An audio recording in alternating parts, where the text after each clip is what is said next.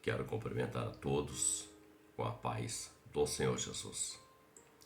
Nós vamos meditar no texto da palavra do Senhor para aplicá-la à nossa vida, ao nosso coração, ao nosso entendimento. Nós vamos ler um texto que está no livro do profeta Ezequiel, o capítulo de número 37. Leremos do verso 1 ao verso 10, que declara assim: Veio sobre mim a mão do Senhor, e o Senhor me levou em espírito, e me pôs no meio de um vale que está cheio de ossos, e me fez andar ao redor deles. E eis que eram muito numerosos sobre a face do vale, e estavam sequíssimos. E me disse: Filho do homem, poderão viver estes ossos? E eu disse: Senhor Jeová, tu sabes. Então me disse: Profetiza sobre estes ossos e dize-lhes: Ossos secos, ouvi a palavra do Senhor. Assim diz o Senhor Jeová a estes ossos: Eis que farei entrar em vós o espírito e vivereis.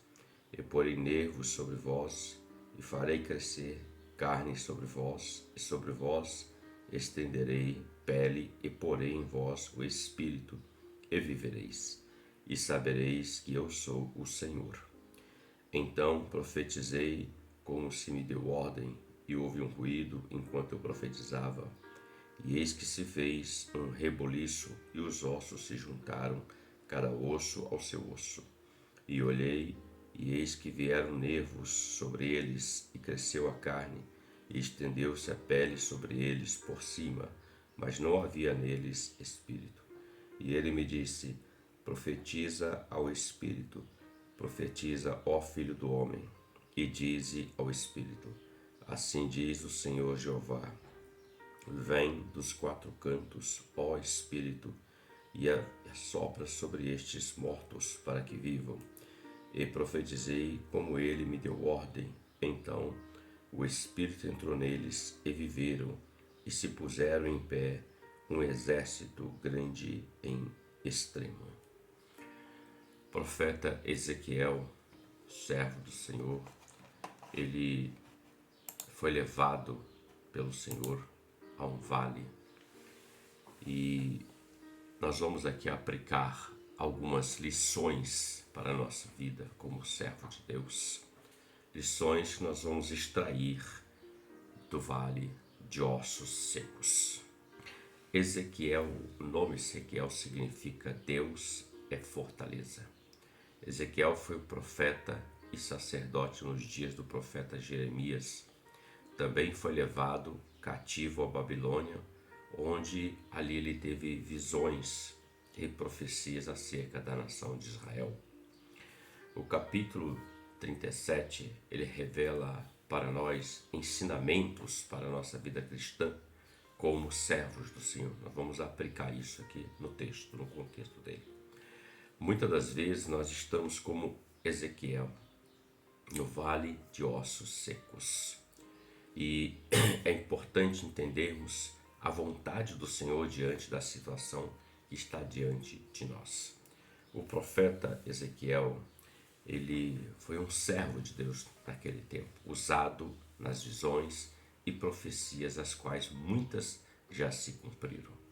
Então, desse contexto, nesse servo na vida do Senhor, diante dessa situação, nós vamos aqui aplicá-la como conhecimento, como lições para a nossa vida, como devemos nos comportar. A primeira lição, o texto fala no verso 1 que Ezequiel foi levado ao vale de ossos secos. Vale, no seu contexto, no seu tipo, ele é um lugar onde são travadas lutas, batalhas e guerras. A vontade do Senhor, ela é soberana sobre a vida dos seus servos. E a vontade do Senhor sempre vai prevalecer sobre a vida dos seus. Ezequiel não pediu e nem foi enviado naquela missão. O Senhor simplesmente o levou àquele lugar. E nós precisamos entender que a vontade do Senhor, ela é soberana sobre a vida daqueles que amam e servem o Senhor. A palavra fala que ela é perfeita, Ela é boa, perfeita e agradável. Jesus declarou em Lucas 9:23, dizendo: quem quiser vir após mim, negue-se a si mesmo, tome cada dia a sua cruz e siga-me. Então, o texto fala de negar a nós mesmos. É o que eu quero aplicar aqui para o nosso entendimento. Então, Ezequiel foi levado não pela sua vontade, mas ele foi levado. Então, entendemos que Ezequiel estava negando a si mesmo, deixando que a vontade de Deus fosse perfeita na vida dele. Também em Mateus 10:24, o Senhor Jesus fala o seguinte: não é o servo maior do que o seu Senhor. A exemplo, também temos Romanos 12:2, que diz que a vontade do Senhor é boa, agradável e perfeita. Então, Ezequiel foi tirado de onde ele estava e foi levado pelo Espírito àquele vale de ossos secos. Muitas das vezes, o servo fiel, ele é levado. Nós somos levados a lugares onde nós não gostaríamos de estar, na verdade. Porém, o Senhor tem um propósito através da vida desse servo, do seu servo, no caso. O que muitas das vezes é diferente, da vontade do servo do Senhor. Por exemplo, o próprio João, apóstolo João, ele estava encerrado na ilha de Pátimo como prisioneiro político por causa da palavra do Senhor. Ele estava naquele lugar. Ele queria estar? Não, ele não queria estar, mas ele estava por causa da palavra do Senhor. E ali o Senhor traz um propósito muito grande através da vida do apóstolo João, a revelação do Apocalipse, o fim dos dias, os últimos tempos, os acontecimentos. E a palavra fala também que o próprio Senhor Jesus, quando saiu das águas e foi batizado, o Espírito Santo o levou ao deserto. Veja, Jesus não foi caminhando porque quis, mas o Espírito Santo levou ele ao deserto. Por quê? Porque Deus tinha um propósito naquele lugar. Então, primeira lição que nós aprendemos: nós seremos levados a lugares que nós muitas das vezes não queremos ir, não queremos estar, mas a vontade de Deus, o propósito de Deus é maior do que a nossa vontade. Segunda lição que nós podemos aprender: a palavra fala aqui no verso 2 que o Senhor fez Ezequiel andar ao redor daqueles ossos secos. O texto diz: e me fez andar.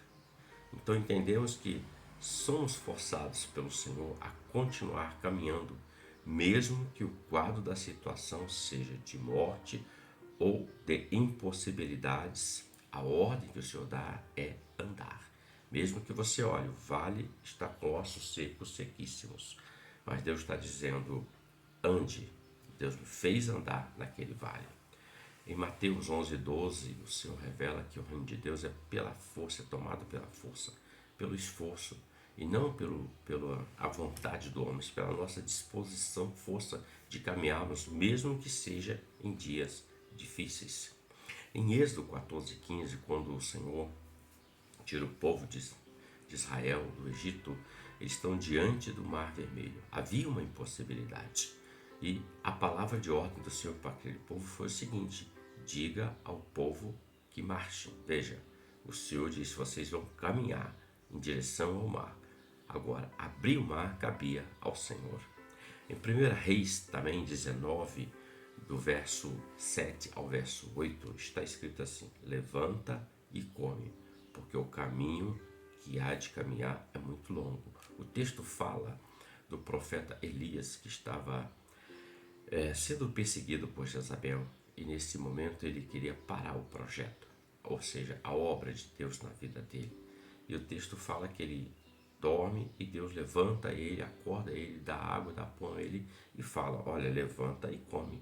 E o texto diz que ele comeu daquele pão e bebeu daquela água, e aquilo lhe deu força para caminhar 40 dias e 40 noites, ou seja, a ordem é caminhar.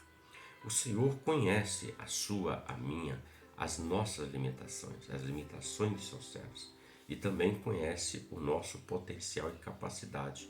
Por isso, em diversas passagens, ele declara: esforça-te, tem bom ânimo, eu sou contigo. É o Senhor encorajando o servo fiel a continuar a caminhada, a carreira que está proposta, aquilo que Deus estabeleceu como um plano perfeito para que o servo seja usado para a glória de Deus Pai. Terceira lição, o verso 3 diz que e me disse: Filho do homem, poderão viver estes ossos? E eu disse: Senhor Jeová, tu o sabes. Olhando para esse texto, nós podemos dizer o seguinte: Deus faz uma pergunta: poderão viver? E Ezequiel dá uma resposta: Senhor, tu o sabes. É como se a fé do servo fosse provada em meio àquela situação. É o que o Senhor está dizendo: poderão viver esses ossos? É a fé sendo provada. Imagine você estando diante de um vale de ossos secos, sequíssimos, onde você olha assim e o lugar é de morte, destruição. Mas Deus está dizendo, faz uma pergunta: poderão viver esses ossos? É como se de repente nós pensássemos assim: como pode ser isso? Mas a resposta de Ezequiel, ela nos ensina algo tremendo. Ele disse: Senhor, tu sabes, porque Ezequiel cria no Senhor e ele sabia que só Deus pode fazer o impossível. Em Gênesis 22, verso 2, vai falar o episódio quando o Senhor fala para Abraão: Abraão, toma o teu filho, teu único filho Isaque, e oferece a ele um holocausto para mim na terra de Moriá, que eu vou lhe mostrar. A fé de Abraão, ela foi provada naquele dia. Nós não vamos ver Abraão questionando o Senhor, nós não vamos ver Abraão murmurando diante da situação, nós vamos ver Abraão se levantando, preparando o animal e caminhando em direção ao lugar que Deus iria mostrar a ele, onde deveria oferecer Isaque como sacrifício vivo, o filho que ele ama, o filho da promessa. O texto fala que Abraão caminhou durante 3 dias em direção, e ao terceiro dia ele viu. E ele disse aos servos que estavam com ele: fiquem aqui, porque eu e o menino vamos subir ao monte e nós vamos adorar e vamos voltar. A fé de Abraão foi provada até o último segundo, podemos dizer assim. Pois Abraão preparou o altar, preparou o fogo, preparou a lenha, colocou Isaque sobre o altar, sobre a lenha, e quando ele ia imolá-lo, a voz bradou dos céus: Abraão, Abraão, não faças mal, menino, por conta agora eu sei que você ama a Deus. Ou seja, a tua fé e a minha fé, ela será provada. Sempre a fé é provada para mostrar ao homem que Deus está no controle de todas as coisas e para que o mundo veja que Deus é o Deus do impossível. Também em Jairo, no Marcos 5, 35 a 36, fala que Jairo foi ter com o Senhor Jesus. A sua filha estava enferma, caminhando para a morte. E quando Jairo prostra e convida o Senhor para ir na casa dele, Jesus vai. Quando eles estão a caminho, quando está chegando perto, a palavra diz que um dos servos de Jairo chegou e disse assim: não incomodes mais o mestre, porque a tua filha morreu. A fé sendo provada. E Deus, o Senhor Jesus, diz para Jairo: Jairo, não temas, creia somente. Ou seja, tenha fé. E Jairo creu. E Jesus entra no lar de Jairo. Todos estavam pranteando e chorando.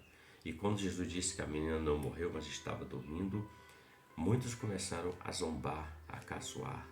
Então, o Senhor entra na casa de Jairo.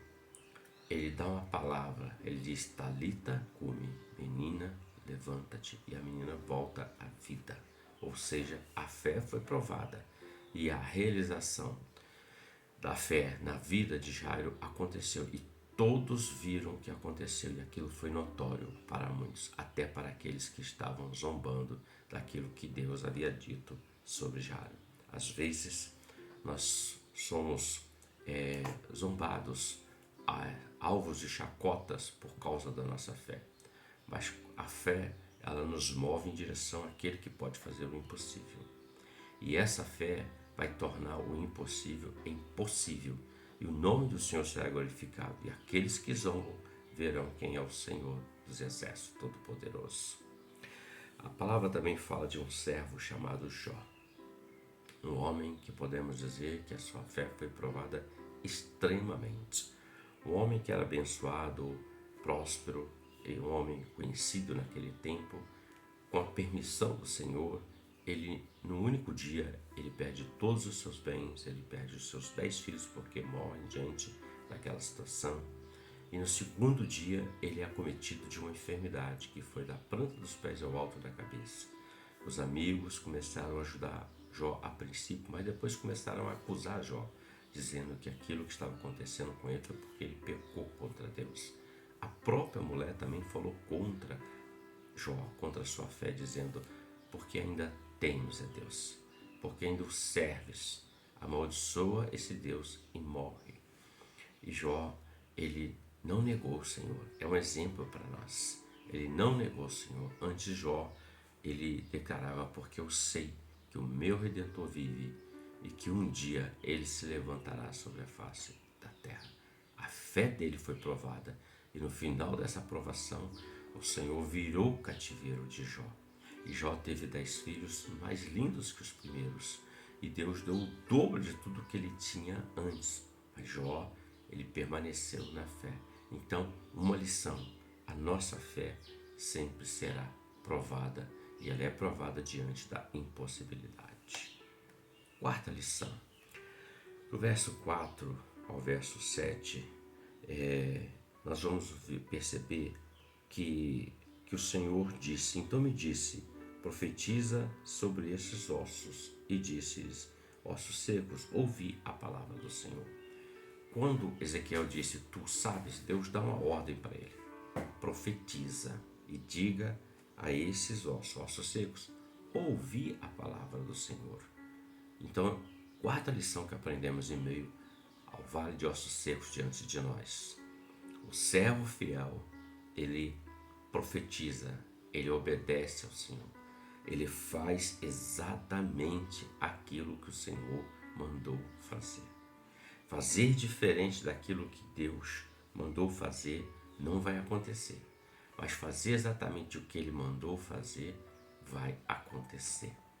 Ezequiel profetizou conforme o Senhor ordenou a ele, isso está no verso 7. E houve um grande ruído. O texto fala que cada osso se juntou ao seu osso.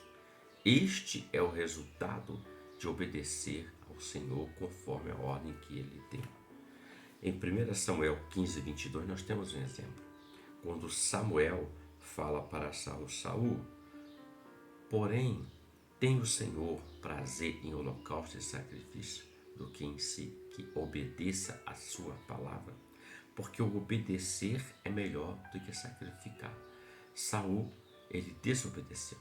Ele queria sacrificar, ele queria ter um renovo da comunhão dele com Deus, mas ele era um desobediente.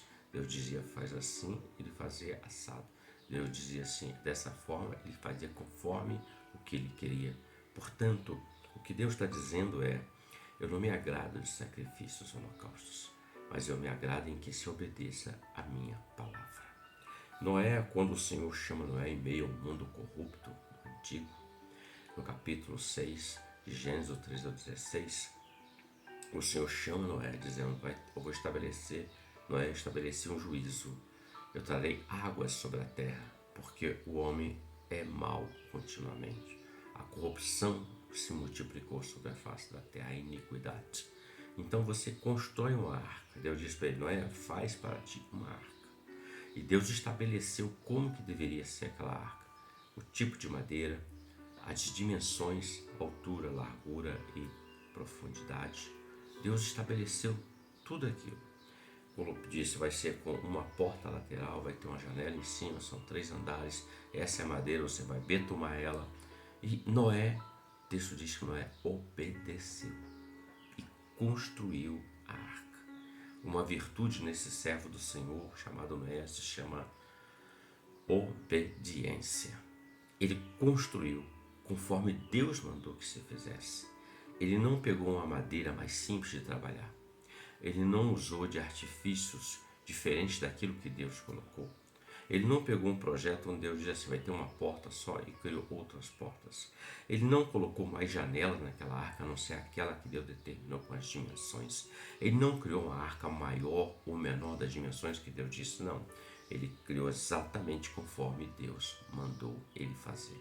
Ou seja, quando há obediência, seja nas mínimas coisas que Deus manda fazer, em tudo na verdade, pode ter certeza de uma coisa, nós vamos receber uma bênção de Deus. E Noé recebeu, porque foi livre daquela condenação do mundo antigo. Quando o Senhor chama Josué após Moisés, em Josué capítulo 1, nós vamos observar o seguinte. Deus diz assim, levanta-te, porque Moisés, meu servo, é morto. Tu farás este povo passar o Jordão e tomar posse da terra que eu tenho prometido. Deus diz para ele, esforça-te e tem bom ânimo. Você vai prosperar se tão somente você aplicar, obedecer, guardar, executar, fazer, realizar todas as palavras que estão no livro da lei de meu servo Moisés, eu serei contigo. E onde você botar a planta dos seus pés, eu te darei por herança. Então, Josué aplicou, nós vamos ver a vida de Josué, em obediência à palavra do Senhor, entrando na terra prometida, conquistando a terra, batalhando, pelejando. Em todas as batalhas o Senhor foi com ele. Houve um momento em que Deus parou o tempo, sol, lua, para que no final daquela batalha, naquele dia, houvesse o extermínio do inimigo, do adversário, naquela batalha. Deus foi com Josué. Deus é com todo aquele que obedece ao Senhor. Quinta lição que nós podemos extrair do Vale de Ossos Secos. O verso 7, ele declara que então profetizei como se me deu ordem. E houve um ruído enquanto eu profetizava, e eis que fez um reboliço, os ossos se ajuntaram, cada osso ao seu osso. É o resultado da obediência. Ezequiel profetizou conforme a palavra que o Senhor deu ordem a ele. Houve uma grande restauração, um grande mover de Deus. Houve um ruído, um barulho. Ou seja, às vezes é necessário que haja um grande ruído, um barulho, para que haja uma restauração. O ruído às vezes vai assustar o servo do Senhor, aquele barulho, aquela confusão, mas é necessário para que haja uma restauração. Deus trabalha assim. Cada osso com seu osso, cada um no seu devido lugar, cada osso com seu esqueleto, seu respectivo esqueleto. Não havia mistura. O osso fala da estrutura do homem. Nós estamos de pé, fisicamente, fisiologicamente, porque há uma estrutura de ossos em nós. E depois nós temos músculos, tendões, nervos e assim vai sucessivamente. Mas o que mantém a carne firme, andando, de pé, essa estrutura é a estrutura de ossos. Nervo sobre ele que cresceu. São os ligamentos, a mobilidade. Precisamos disso. A carne também que cresceu, fala da proteção, da segurança, né? Do corpo. Nós temos carne, músculo, tecido, carne, derme, epiderme. Tudo tem a sua função para proteger, para preservar este corpo. E o texto fala que estendeu a pele que reveste todo o corpo. Nós temos um revestimento que nos guarda das intempéries do mundo, nos guarda das situações adversas desse mundo, nos guarda das acusações, nos guarda dos perigos das trevas, que se chama o Espírito Santo na vida do servo do Senhor. Nós somos revestidos do Espírito Santo. Nós somos cheios e somos revestidos do Espírito Santo em nossas vidas, queridos. Então, o resultado da obediência é algo maravilhoso. Pode ter barulho, pode parecer que é confusão, mas não é. É Deus colocando cada coisa no seu devido lugar, colocando tudo em ordem. Sexta lição. O verso 8 ao 9 diz que faltava o Espírito. Olhei e eis que vieram nervos, carne, pele, mas não havia neles Espírito. Faltava o Espírito, faltava a vida neles.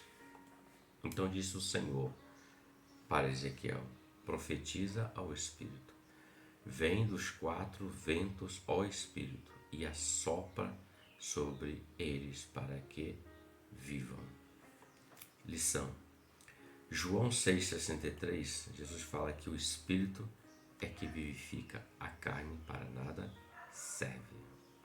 Romanos 8,11 declara: e se o Espírito daquele dos mortos ressuscitou a Cristo, ele fala do Espírito. Então veja, queridos, o Espírito veio e entrou neles e eles viveram.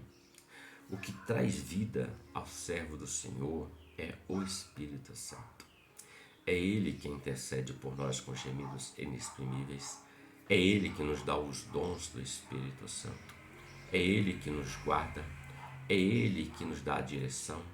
É Ele que cuida de nós. É Ele que revela todas as coisas.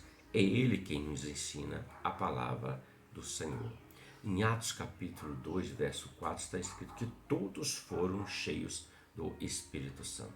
Cerca de 120 pessoas que estavam ali, incluindo os apóstolos. Ali foi consagrada a igreja, o início da igreja do Senhor Jesus.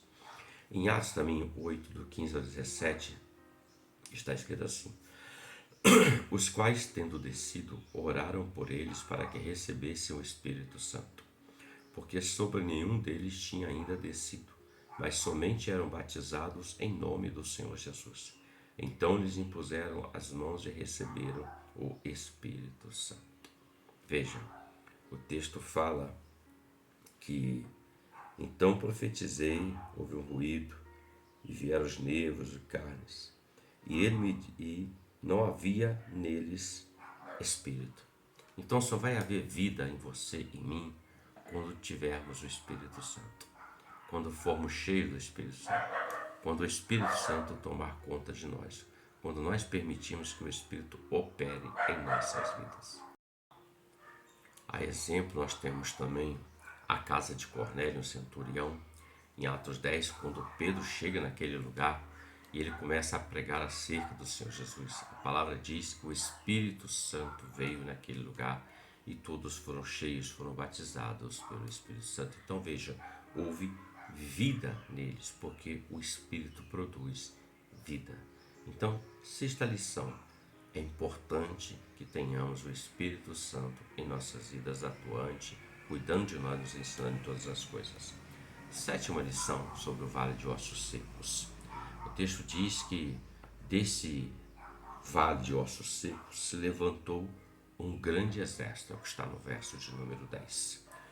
O que aprendo aqui, aplico para nós, é: somente o Espírito coloca o homem de pé.